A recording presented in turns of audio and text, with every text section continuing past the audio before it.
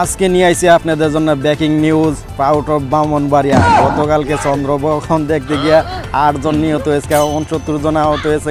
এইটা হইল out of Brahmanbaria. কুত্তা বিলাইরা দেখছেন নি চন্দ্রগ্রহণ সূর্য নিয়ে দেন কি অবস্থা হয়েছে। আরে আলার গালার কুত্তার মতন কামড়া কামড়ি করছে।